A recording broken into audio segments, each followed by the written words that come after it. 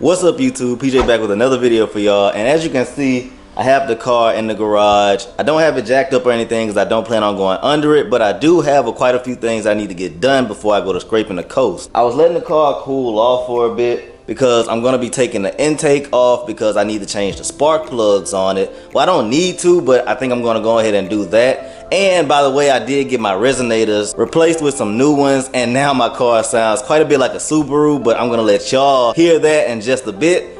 But like I said, I'm about to take the intake off so I can change the spark plugs, and I also have to change out my pulleys that I've had for probably about 2 months now that I've never gotten around to putting on. So we need to do that, and then we have some other things we need to get done. But let me go ahead and get started with this and show y'all what I'm about to do. Alright, so first things first, to get this intake off.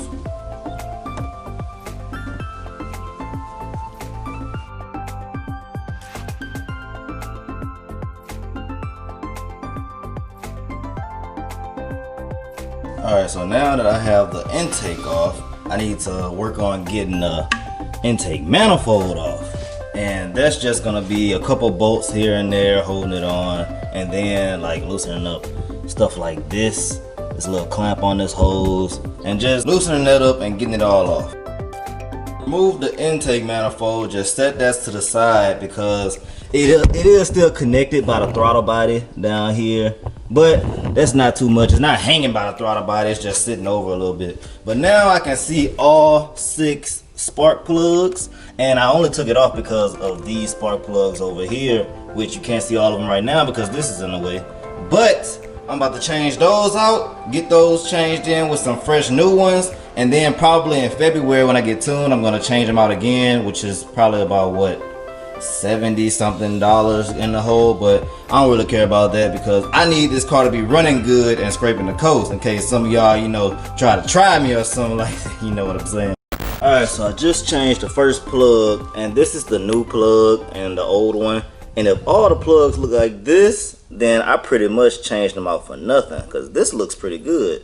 But I'm not sure about the gap on it. This gap looks like it's a little bit bigger than this one, if I can get it to focus. This is gapped down to 40 thousandths of an inch, and I'm not sure what these are. Hopefully these make it run a little bit better, because I think this is closer to what it's supposed to be than this one. I believe it probably opened up a little bit. We're about to get the rest of them installed on here. This is the one I changed out, by the way.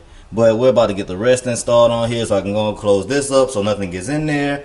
And I just might port and polish the intake runners myself. All I'm doing to change this out is removing this one screw.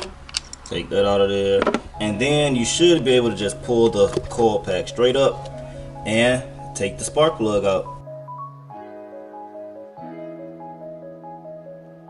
One thing I noticed about my car is I need an oil catch can very bad because of the oil vapors that have condensed in the crankcase. They're getting all inside the intake and all down the runners, and I noticed that. So if you have any suggestions about an oil catch can that I can get for this Genesis, then let me know in the comment section, and I'll greatly appreciate it, because I've been looking for one of those for like about a week now, because I know that was something that could happen.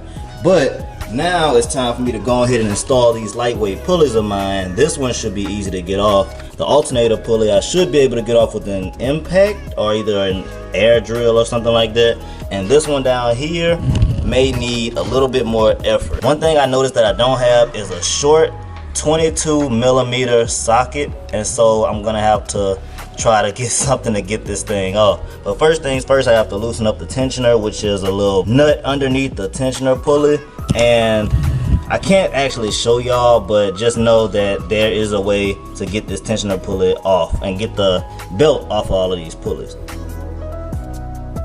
Alright, so now I have the belt removed. As you can see, I loosened up the tensioner. Got the belt removed a little bit, not all the way.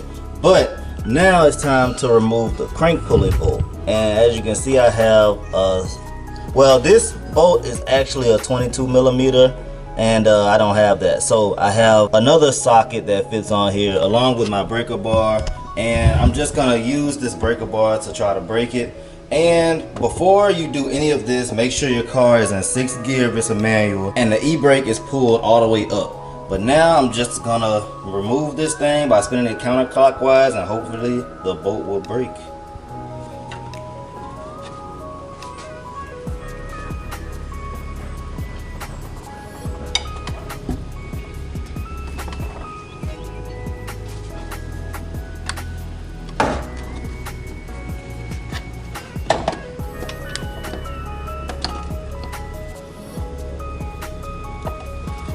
Woo!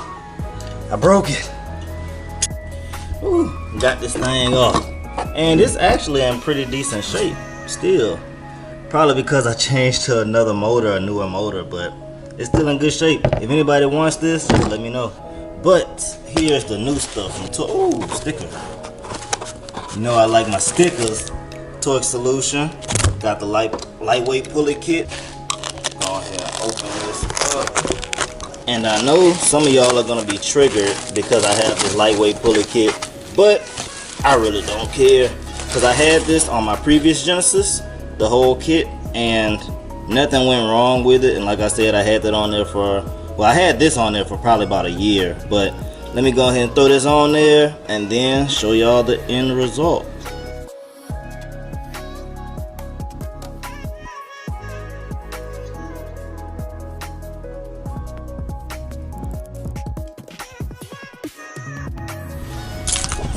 Fingers crossed, and hopefully this thing starts up good.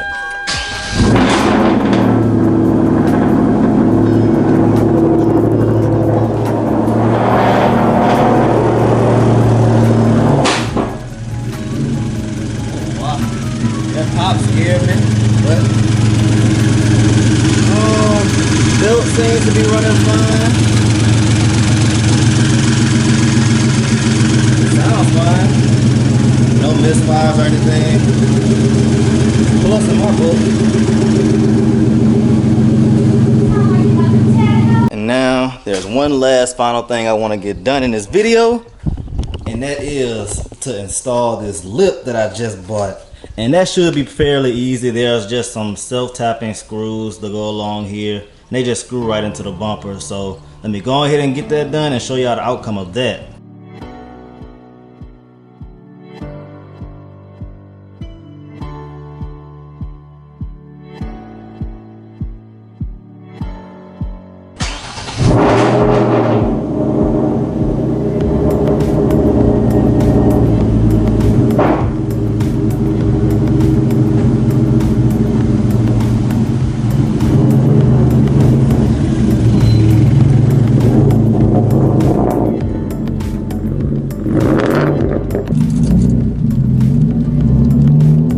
I hate that it started to rain. Oh well. But car seems to be running fine if you ask me. Still sounds like a Subaru, but we're gonna take this thing down the road right quick. The only thing left that I have to do is change the oil and get my wheels rebalanced. That's it before scraping, and I'll be fine after that.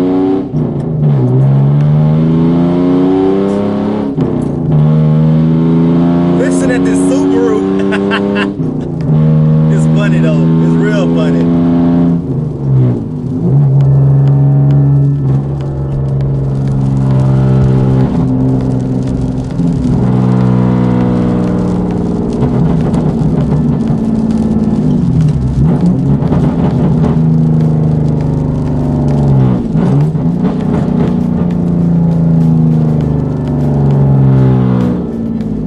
So that's pretty much gonna wrap up today's video. If you like the video, go ahead and give it a thumbs up. Leave some positive vibes in the comment section below. Subscribe to the channel if you haven't already, and I'm gonna catch y'all in the next video. But always remember to do more, be more, believe more, and achieve more. And I thank y'all for watching.